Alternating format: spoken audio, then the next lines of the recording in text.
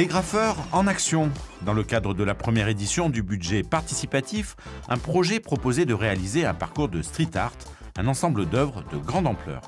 Une mission confiée à plusieurs artistes et collectifs sélectionnés par la direction de la culture de la ville. Ils sont 4 à s'être attaqués aux 700 m² de murs du skatepark du Marcombe. Rino, Kofi et Répi de Supreme Legacy, accompagnés d'Ezor. 15 ans de pratique en moyenne, un travail d'équipe où chacun apporte sa technique, son univers.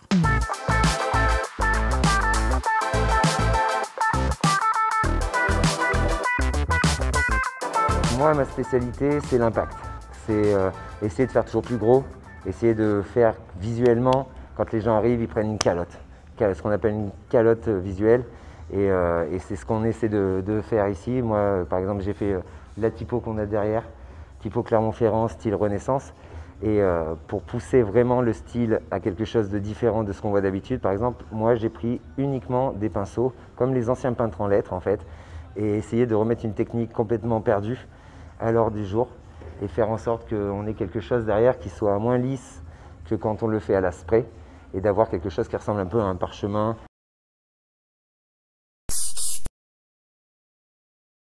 J'ai développé un style en fait qui s'appelle le wall style. Le wall style en fait c'est des lettres qui sont complètement déstructurées. Voilà, on prend une lettre et on fait en sorte qu'elle soit le moins lisible possible. Voilà. Et donc moi en fait j'ai commencé le graffiti comme ça.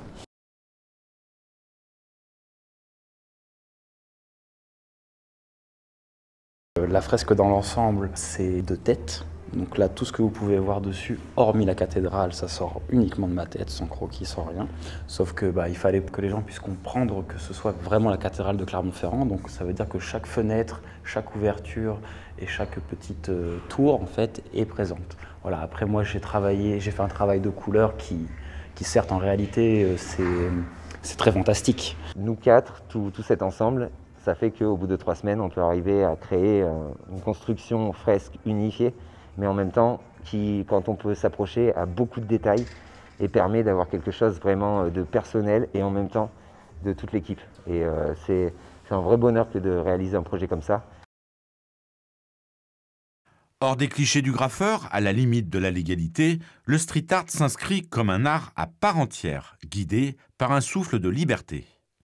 C'est vraiment une pratique très forte qu'on retrouve dans beaucoup de grandes villes maintenant aujourd'hui, qui prend sa place à Clermont et qui s'affirme aussi comme une réelle forme d'expression artistique, plastique dans l'espace public, qui est accessible à tous du coup, comme une sorte de musée à ciel ouvert. Mais en fait, le tag, c'est juste l'essence primaire du graffiti et c'est ce qui nous amène à pouvoir ensuite faire des typographies comme vous avez derrière.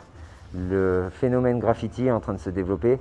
Et il se développe en fait grâce à, comme moi et comme beaucoup, des milliers voire des millions de gars qui ont fait du graffiti pour le plaisir d'en faire, pour le plaisir de marquer leur nom et non pas pour aller faire de l'argent. Et c'est comme ça qu'aujourd'hui, je pense, ce phénomène-là est en train de devenir le courant artistique du XXIe.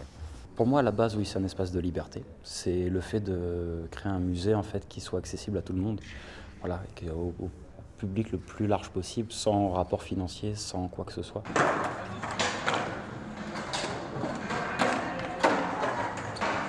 Une œuvre collective à découvrir au skatepark du parc urbain et sportif Philippe Marcombe.